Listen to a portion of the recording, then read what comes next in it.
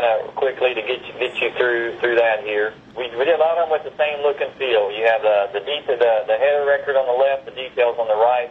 Try to keep it simple, same look and feel, consistent as you go through the modules. And one thing that we're kind of a stickler on is I don't like jumping screens. I like to be able to get to one screen and see as much data as possible. This one is in debt management to set up a loan. So I'll click on a loan. I can do the ad. On the right side, I see the details of the loan. I can put in who's borrowing the money, what property it's signed to, what type of loan it is, if it's fixed, if it's a reoccurring, if it's those are all user definable.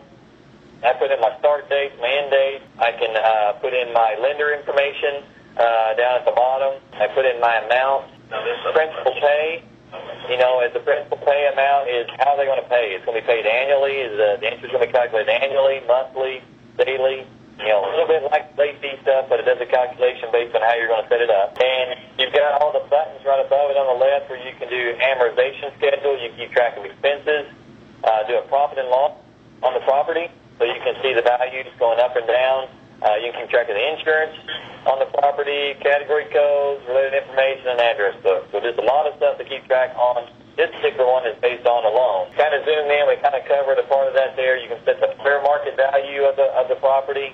You can set loan fees, and you can have those loan fees also included as part of the amortization. So just like regular amortization schedule you need to create, it's right there. You can use that. And it uses the same calculation going both ways, where you're generating an amortization schedule, and you can tie that to AP so that the real estate company can make payments on property that they finance.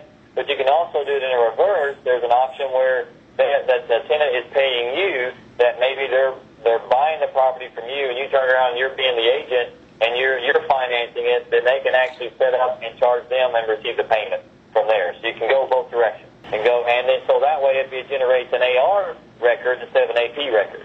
So depending on our setup, if it's going to be AP generated or AR generated, it changes the buttons on here, so when they can generate it as an AR record. It's going to go out in an invoice. And it has the FCM side at the top, so if you have any special calculations that's outside the norm, you can use the FCM to calculate based off of that. You can put in like extra payments and hit calculate and recalculate everything. If it's already been sent to AP or AR, it locks that one line. You know it's already been sent. You can't change that, but you can change all the other things after that. So if they do like a refi or something like that, you can do adjustments and still keep your history of what's gone, then it recalculates after that. General amortization stuff you can keep with it. These are some screens that kind of show, I'll run through these a little bit, where you can keep track of insurance about the property, like I said, those buttons. Category codes, keep track of other information about the property. Related information just allows you to keep different codes and text about what it is, and just keep kind of chronological order of notes or whatever you want about the property or about the loan. This one is where you can create a journal entry for the expenses. So right from the screen, you can click on that, and it'll go out, and you can enter in your expenses. There's a checkbox on this screen that you check to say, I want to include this in the loan. So what it does, when it goes and calculates amortization, it will go out and look at the journal entry to see if there's any that's categorized as expenses for this loan, and pulls it in and makes it part of the loan total, and does amortization based off of that total. So you can kind of include the different expenses there.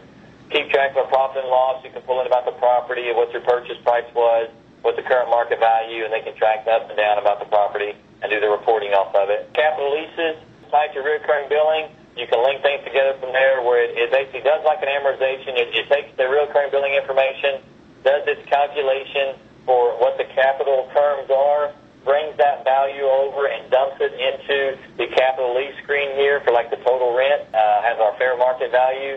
It would take that, and you can actually calculate that into, keep track of it and calculate like an amortization type schedule that shows the different fees and the different payment plans that would be for the capital lease.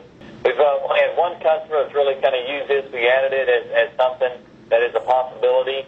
No, a lot of real estate guys use it. It's more some that are larger, where they manage the properties, and they use J.D. Edwards to help manage their properties, and they charge back to their franchises type thing. And the other big one for real estate is this one is the broker commissions. So you can set up in the system, set up the type as a broker commission. They start setting up the deeds about the leaser, the tenant. They put in the building information. They put in the lease information.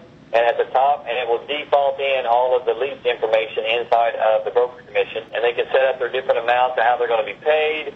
They can send it to AR to send them a bill, send the outside agency a bill that if you're going to be the one getting the commission, and then you break it down to your internal commissions, your brokers to pay them. So it handles going both directions. From there, you can set up broker deductions. So if you're paying a broker and you have fees that you charge that broker or withholdings that you take out as part of the process, you can set up those deductions. So it will automatically calculate and pull those out at calculation time. You can set up your brokers individually to come from address books. You can set up what their broker commission is and how many payments that they're going to get for the commission. You know, one's going to be made in 2 payments. So if you calculate the commission, it's $10,000. He's going to get 2 payments of $5,000 each, based on my schedule. I want to get over to do the generation side. You can set those pieces up. Here's where you calculate a commission based off of they're going to get 2 payments, and then at the bottom we run our generate details and calculate. So it goes and looks at information inside the system, says based on what the sales amount was, $15,963.72 was the total commission amount. This broker gets 20%, so his calculated commission is this. He has some deductions, so his deduction amount, and here's what his raw commission is going to be, made out in 2 payments. One's on the 1st and one's on the 15th. And this is tied to accounts payable, where it can generate accounts payable reoccurring, or as a batch job or manually. They can generate the payment information. It goes out there and sits an AP waiting for AP to be processed. And all this tracked inside of JD Edwards, and all the accounting, all the details that go along with it is all part of the setup. So it's all just flows through regular accounting just like any other type of process does. Quick rundown on debt management. Really